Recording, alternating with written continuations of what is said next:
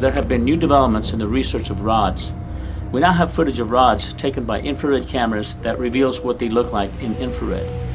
We also have insects and we have birds, dragonflies. They all have a certain footprint. Rods, they also have their own patterns. You're about to see a creature that is among us that is extraordinary. There's nothing like this life form in the world. And we have the evidence that proves it's real, once and for all, after 19 years of research.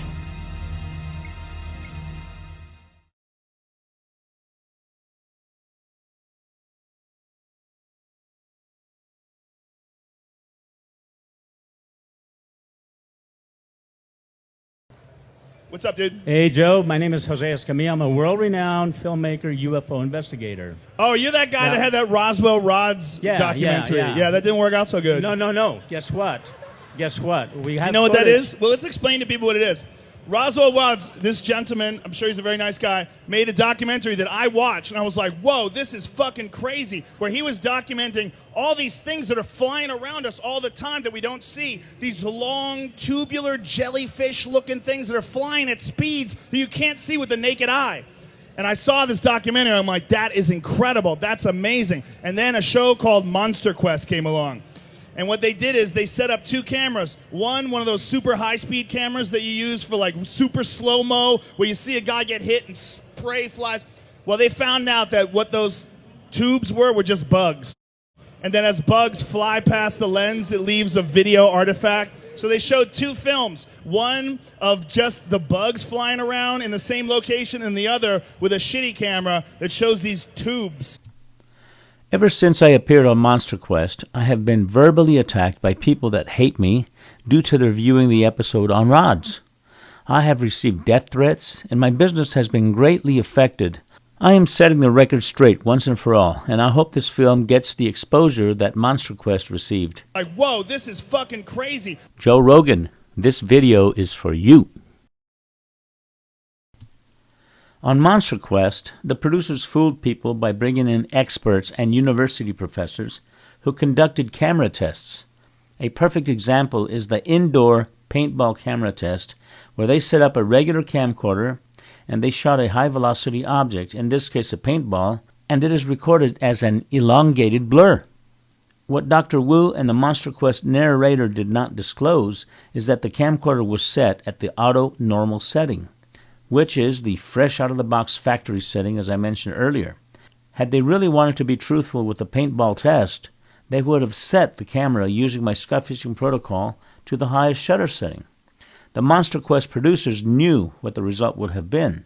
The paintball would have looked like a paintball, no blurry object. That was the first of the deception.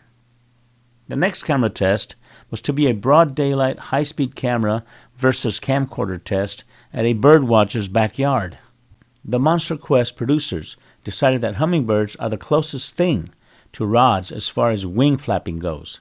So they get these two bird watchers and set up to film hummingbirds. But hummingbirds didn't show up, so this broad daylight high-speed and camcorder test was conveniently eliminated. Oh, and by the way, the bird watchers make the statement that the cave rod footage they were looking at reminds them of insects. Yeah, it looks to me more like insect flight than it would any kind of bird flight. But insect was the first thing that sort of popped into my mind. Professor Robin Wooten of the University of Exeter in the United Kingdom is a leading expert on insect biomechanics, paleontology, and evolution. He says the first bugs probably looked like rods. No insect has 3 pairs of wings.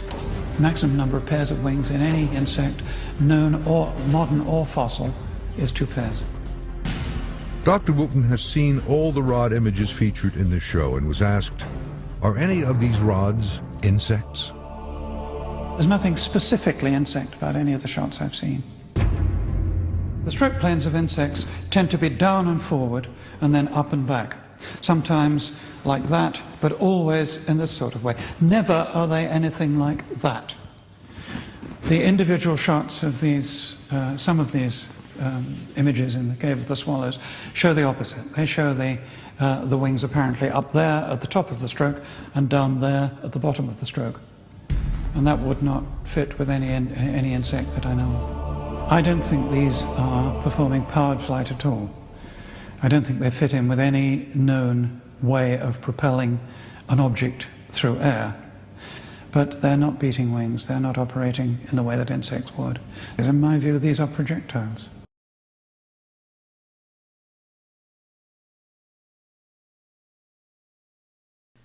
The next thing they did was to conduct a wind tunnel test of alleged models to see if Rod's propulsion really works. What they failed to do, and to include, was footage I had sent them with scientists at MIT that have developed a flying nanomachine that is using the flapping pair of wings that, when triggered, actually make rod propulsion work. They sent this machine to Mars, and it flies through the Martian atmosphere. So MonsterQuest ignored yet another piece of evidence that supports the rods phenomena. Then they did the high-speed camera versus regular camcorder test. They set up the high-speed camera and camcorder at night. They deliberately did this knowing the regular camcorder has been compromised, because in order to shoot anything at night, you need to set the camcorder at the lowest camera shutter setting in order to catch anything. This setting is even lower than the auto normal settings. Anything is guaranteed to become a blur. The high-speed camera, of course, is shooting true footage. If the producers of MonsterQuest had any integrity, they claim to have, they would have consulted me pertaining to these rods camera tests. But they didn't, because they knew I would have insisted on eliminating the nighttime camera test because of the results they would yield. But they never allowed me to see the script, nor did they ever include all the evidence I brought them. To add final insult to their viewing audiences and to Joe Rogan, they finished off their screwing of you all by doing the final injustice to the rod's evidence. They showed the shuttle footage of rods entering Earth. The narrator conveniently calls it debris. That could explain this image shot by NASA in 1994. The rod image is likely just space debris. The tornado footage, which reveals rods 10 and 15 miles away, one of them flying into the funnel of 300 miles per hour, the narrator calls it flying debris, another convenient way of glossing over the real evidence. The rods might be seen in the tornado footage shot in Oklahoma. Likely debris propelled by the storm at high speeds. When they presented the underwater footage of rods, the narrator says, probably a fish. 1995 of a rod clearly swimming underwater. A known fish could be responsible. So this is how the producers of MonsterQuest took the rods phenomena, which is real, and turned rods into a complete lie imposed on their naive viewers, including Joe Rogan.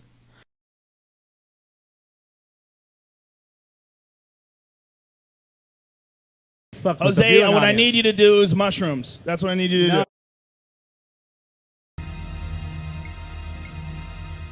Hey guys, I'm Mila Martinez, editor of Shark Tower Magazine, and this is my video blog, Notes from a Shark Junkie's Journal. I wanted to talk to you guys about some footage that I found. A couple of years ago, I was out with Stuart Cove, and we went out to the weather buoys to dive with silky sharks. We were going to go out there, and what we were doing was, we were checking out the silky sharks, but at the same time, these silky sharks get caught by fishermen all the time, and most of what they do is they cut the line, and these sharks have these hooks. So when we were out there, we were putting the sharks in tonic immobility, and we were removing as many of the hooks as possible.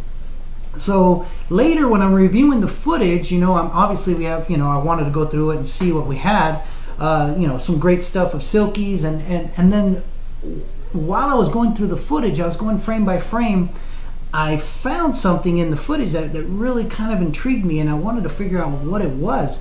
There were these kind of like these, foot-long, white, like rods of some kind, just kind of darting through the water. They're moving so fast that I never saw them while we were down in the water. And then it was just something I never seen before or heard of, and which is basically underwater like flying rods. I did a little bit of research and studied and found out that they have these, there's stories and reports of these flying rods in the sky. Our efforts pay off. This video shows rods moving back and forth across the screen. Here you can clearly see the membranes on each side, allowing the rod to swim through the air. Some are a few inches long, others a few feet. This kind of mystery, and nobody really knows what they are. They're not really sure if it's real or not. I kind of, then became a student of it, trying to figure out what it was that I had witnessed. Still don't know what they are. It's a complete mystery. I'm going to just kind of show you some of the footage and just slow it down so you can see them. And there's going to be one clip where you'll see the rod just kind of darting through, and as I go frame by frame, you can kind of see, you know, around it, you know, just, I don't know if they're like little tentacles or whatever it is, but something is propelling those things and making it move extremely fast. And you know that to the naked eye, you're really not going to be able to see them. So I'm going to take you through a few frames and so you can see what it is that I'm talking about. Here you'll see some of the rod, you know, as the silky moves through the water, then you're gonna catch a few frames of these rods kind of darting through the area. And then there's a group of us all together swimming under this buoy, right next to the line, and then a big school of them just kind of shoots through the frame, and I'll slow it down so you guys can see what I'm talking about. But I mean, it happens so fast, and it's pretty exciting. You know, it's exciting that, like, well, okay, maybe they already been discovered by science. I don't know. Never heard of them, never seen them before, and I just, you know, thought it was really exciting to find something like this out there. You know, it's just really cool. And really, what excites me about finding stuff like that is that there's still so much that we don't know about the ocean. There's still so many mysteries out there, and there's so much left to do, man. It just gets me excited about wanting to get back out there and you know, because you never know what you're going to find.